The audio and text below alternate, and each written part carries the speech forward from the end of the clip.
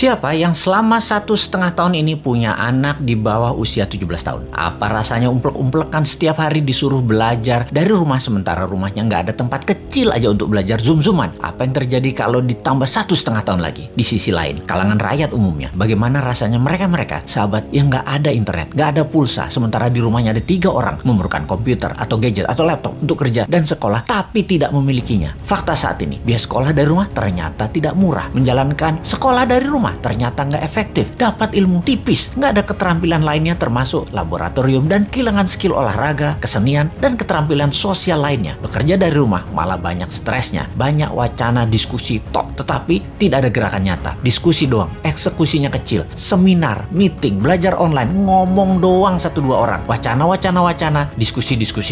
Rekening mah minus juga. Saat ini dunia bergeser jauh. Berapa lama kita akan menjadi seperti ini di bawah serangan virus? Jawabannya, kalau gini cara mengelolanya, selamanya, setidaknya sampai tahun 2025. Demikian kata WHO dan World Bank. Waduh, paling cepet 2023 awal deh. Tetep aja lama. Maunya tahun 2021 ini paling lama selesai deh. Vaksin deh tuh 100% orang Indonesia. Pertanyaan lagi, apakah selesai COVID? Ya nggak tahu juga. Menurut Ngana, selesaikah COVID ketika 100% manusia Indonesia sudah divaksin? Jawabannya nggak tahu. Misalnya, manusia setelah divaksin, efeknya tingkat kematian dan fatality-nya menurun. Tetapi tetap bisa kena. Dimana kalau kena ya isolasi mandiri, katakan 10 hari. Setiap hari ada 30.000 orang bergantian bergiliran. Tiap hari ada 30.000. Karena 10 hari di isoman, maka yang dikurung hari itu adalah 300.000 orang per hari yang terkurung gantian sampai 100 juta orang. Gitu ya. 2 tahun itu bisa tercapai. Bisa lebih. Serem amat ya kalau ini terjadi. Untuk mencapai 60% populasi yang benar, ya bisa 2 tahun lagi, mungkin bisa 4 tahun lagi. Kalau hal ini terjadi, maka bukan hanya ekonomi yang ambiar, tetapi keterampilan sosial anak kita, keterampilan lainnya hilang. Bisa terjadi generation gap yang parah, di mana di tahun 2045, 24 tahun lagi, mereka usianya yang sekarang 10-20 tahun itu adalah mereka menjadi tulang punggung angkatan kerja dan usaha. Mereka, bayangkan, tidak punya keterampilan yang mumpuni. Maka angkatan yang usianya 50-70 tahun di kemudian tadi masih tetap bekerja dan ini tidak efektif. Maka gawat kalau bernegara tidak ada yang memikirkan hal ini, tetapi lebih memikirkan tenaga kerja asing bagaimana bisa masuk terus dengan dilindungi pejabat paling berkuasa. Alhamdulillah berhasil masuk terus. Itu lebih penting baginya sekarang. Saat ini generasi mendatang ngapain gue pikirin katanya. Yang penting saat ini lagi berkuasa, gak ada yang boleh halangin. Pokoknya gigi 5, gaspol, gue harus kaya. Lalu siapa yang urus generasi muda yang sudah 1,5 tahun ini dikurung di rumah? Ditambah masih ada kemungkinan dikurung lagi 1,5 tahun lagi. Kita urai masalahnya. Kalau anak usia saat ini 7-11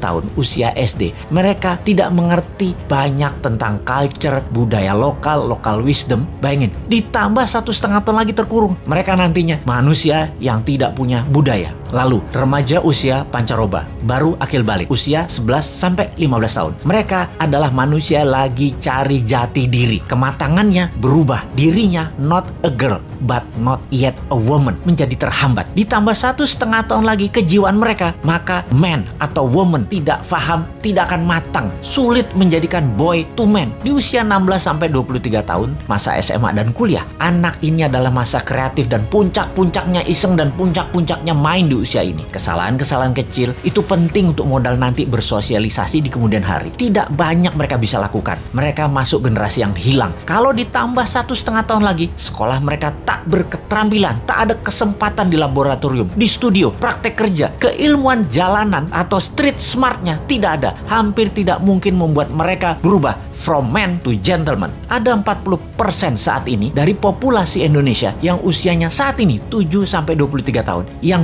20 tahun lagi mereka merupakan tulang punggung keluarga, bangsa, negara. Jadi apa mereka ini nantinya? Ada yang mikirin pelindung nikel, mikirin. Yang pasang baliho jualan tahun 2024 itu mikirin. Yang menjabat sekarang mikirin. Kalau bosman, ada tuh bala muda walau kecil, kita berjuang.